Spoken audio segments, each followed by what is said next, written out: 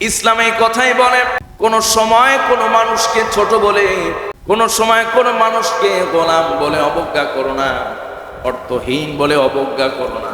কারণ আজকের যেই দুর্বল মানুষটাকে আগামী দিন সবচাইতে সবল করতে পারেন কে?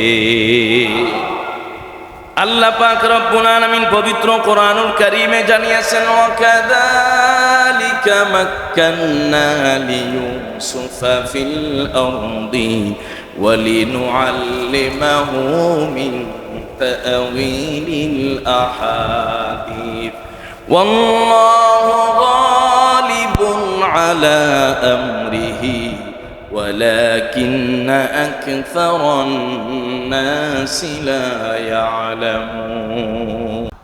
সম্মানিত প্রিয় সুধী মুসল্লিয়ানে কেরাম,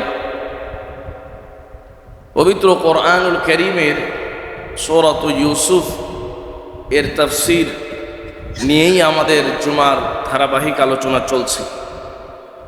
সেই ধারাবাহিকতায় আজকে পবিত্র কোরআনুল কারীমের সূরাত ইউসুফের 21 নম্বর আয়াত থেকে আমরা শুরু করতে যাচ্ছি।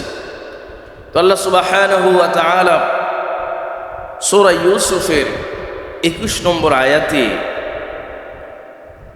আজিজে মিশরের সেই তৎকালীন মন্ত্রী হযরত ইউসুফ আলাইহিস সালাতু ওয়াস সালামকে ক্রয় করে তার স্ত্রীকে ঐতিহাসিক যে উক্তি করেছিলেন, সেই উক্তি সম্পর্কে আল্লাহ পাক রব্বুল আলামিন আলোচনা করেছেন। এবং সাথে সাথে আল্লাহ পাক রব্বুল আলামিন এই আয়াতে ঘোষণা দিয়েছেন যে আমি ইউসুফকে দুটি বিষয় প্রতিষ্ঠিত করার জন্য, দুটি জিনিস দান করার জন্যই মূলত এই ঘটনা প্রবাহ আমি সংঘটিত করেছিলাম। সুবহানাল্লাহ। একটি হলো হযরত ইউসুফকে আমি মিশরের জমিনে প্রতিষ্ঠিত করব, আরেকটি হলো তাকে আমি স্বপ্নের জ্ঞান দান করব, স্বপ্নের ইলম দান করব।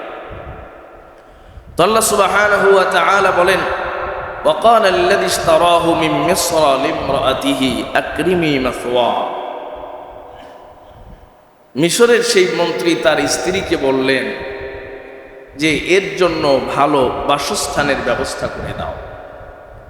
আমাদের সমাজে বা সব যুগেই সব সময় একটা প্রচলন থাকে বা আছে, রীতি আছে, গোলামকে দাসীকে কোনো সময় ভালো বাসস্থানের ব্যবস্থা করতে হবে, এটা কোনো সময় মালিক চিন্তা করে না। কথা বলুন ঠিক কিনা?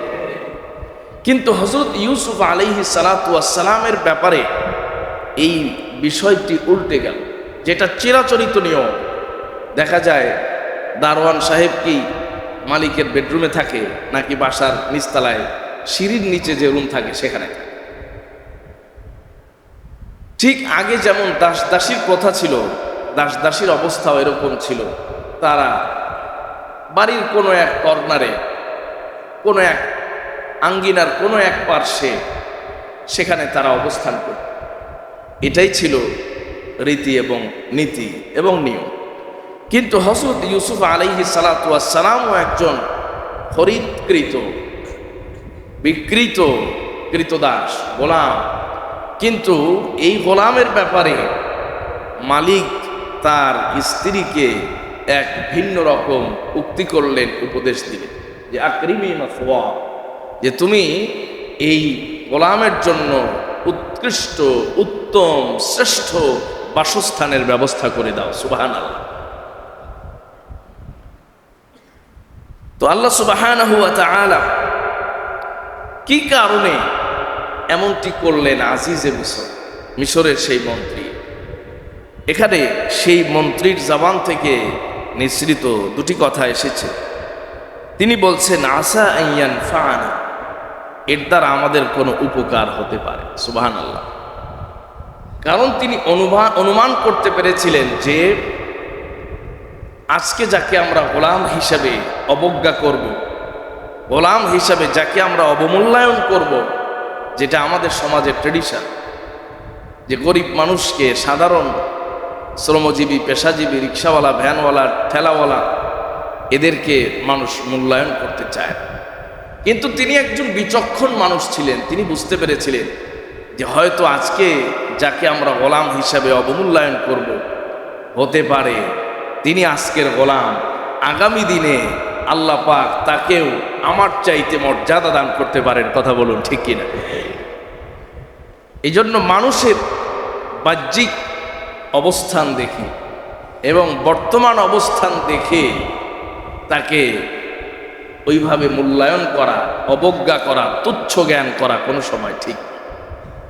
কারণ আজকের যিনি আমির, আগামীকাল তিনি ফকির হয়ে যেতে পারে। আজকের যিনি হতদরিদ্র, আগামীকাল তিনি আমির হয়ে যেতে পারে। কথা বলুন ঠিক কিনা? আজিজে মিসর বুঝতে পেরেছিলেন যে একে অবজ্ঞা করা ঠিক হবে না। এজন্য তিনি বলছেন আসা আইয়ান ফানা, এর দ্বারা আমাদের কোনো কল্যাণ হতে পারে, উপকার হতে পারে। আর কোনো উপকার যদি নাও হয়, আও নাত্তাখিদাহু ওয়ালাদা, আমরা নিঃসন্তান, আমাদের কোনো সন্তান নাই, আমরা একে লালন পালন করে আমরা একে সন্তান হিসাবে গ্রহণ করি।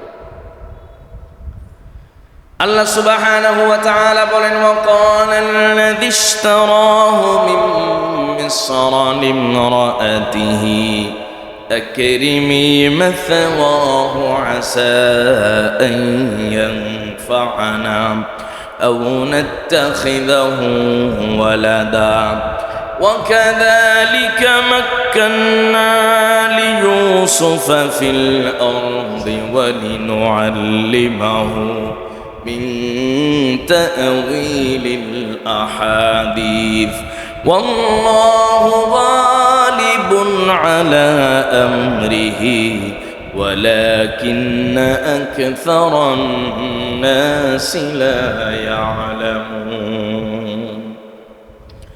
আজিজে মিসর তার স্ত্রীকে বললেন, এই গোলামের জন্য উত্তম বাসস্থানের ব্যবস্থা করে দাও।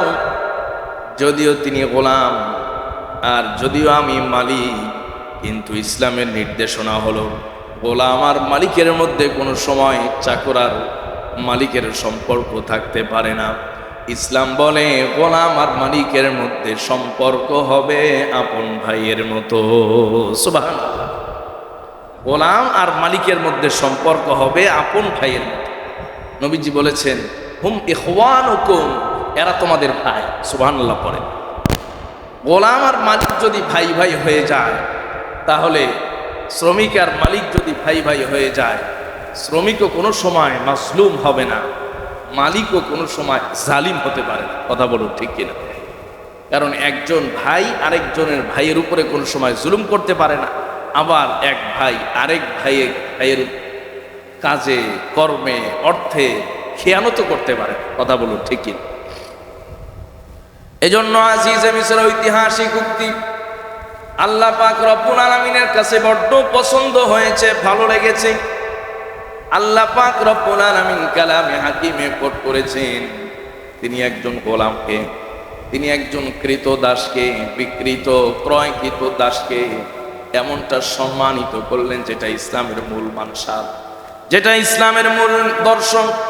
ইসলাম এই কথাই বলে কোন সময় কোনো মানুষকে ছোট বলে, কোন সময় কোনো মানুষকে গোলাম বলে অবজ্ঞা করো না, অর্থহীন বলে অবজ্ঞা করো না।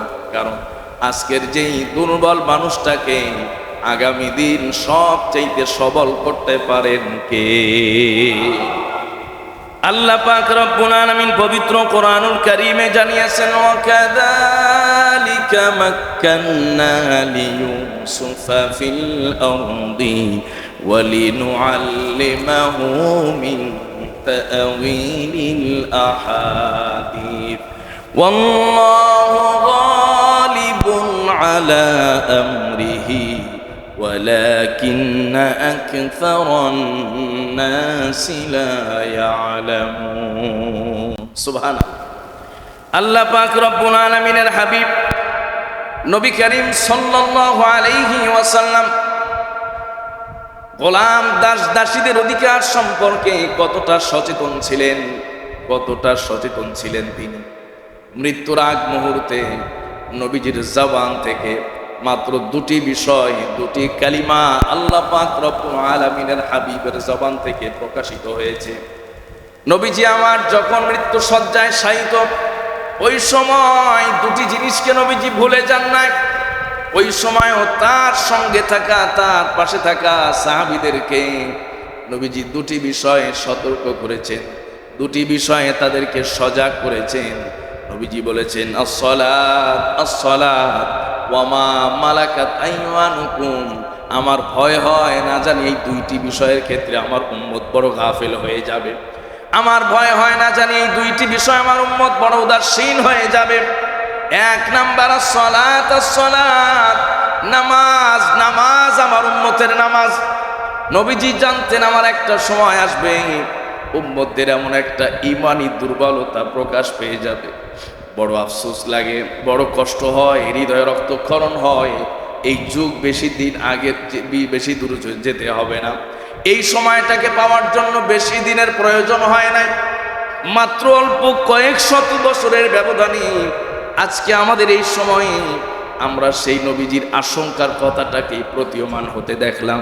যে আজকের সমাজের যুবকরা, আজকের সমাজের মুসলমানেরা সারা রাত জেগে জেগে বিশ্বকাপের খেলা দেখতে পারে, কিন্তু 10 মিনিটের ফজরের সালাতে অংশগ্রহণ করতে পারে না, ঠিক কিনা?